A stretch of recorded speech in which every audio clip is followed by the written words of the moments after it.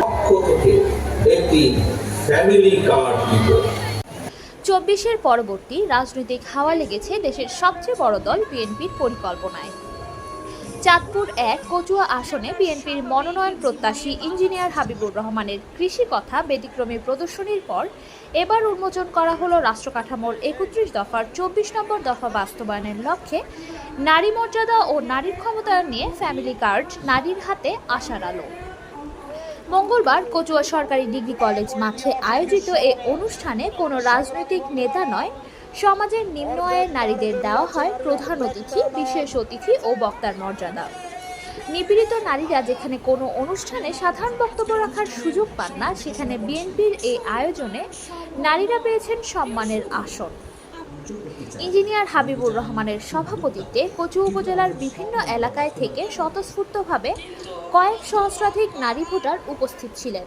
এ সময় অংশগ্রহণকারী নারীরা জানান, এমন সম্মানিত হওয়ায় আমরা প্রাণ খুলে নিজেদের সমস্যার কথা বলতে পারছি, দাবির কথা জানাতে পারছি।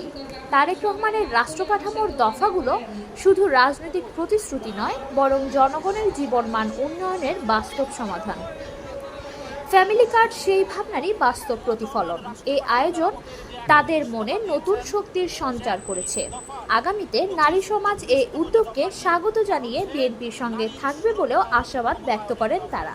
অর্থাৎ গত 54 বছর যাবৎ বাংলাদেশ স্বাধীনতার পর থেকে এই পর্যন্ত নারীদেরকে যে সুরক্ষা দেওয়ার কথা, নারীদেরকে যে ক্ষমতায়নের কথা বলা হয়েছিল, প্রকৃতপক্ষে সেই ক্ষমতায়ন হয়নি বলে জনাব তারেক রহমান সেই পদক্ষেপ হাতে নিয়েছেন।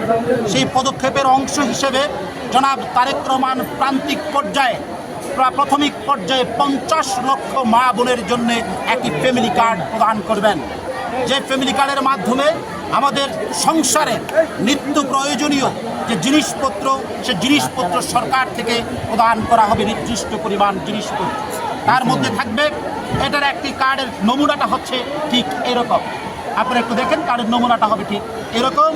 জনাব তারেক রহমান প্রান্তিক পর্যায়ে প্রথম পর্যায়ে 50 লক্ষ মা বোনকে সেই কার্ড দিলে সেই কার্ডের মাধ্যমে পাবে চাল, ডাল, তেল, লবণ, আলু থেকে শুরু করে নিত্য প্রয়োজনীয় জিনিসপত্র। আর সেটা করার জন্য সে কাজটা কীভাবে করা হবে তার একটা ডকুমেন্টারি আমরা তৈরি করেছি। জনাব তারেক রহমানের নির্দেশে উনি আমাকে নির্দেশনা দিয়েছিলেন, সেই হিসাবে তৈরি করেছি। তারপরে আজকে হচ্ছে আমাদের সেই ডকুমেন্টারিটির প্রদর্শনীর শুভ উদ্বোধন করা। হাসান হাবিব সুমনের তথ্য ও চিত্রে কানিজ ফাতেমা, চ্যানেল 21, কচুয়া, চাঁদপুর।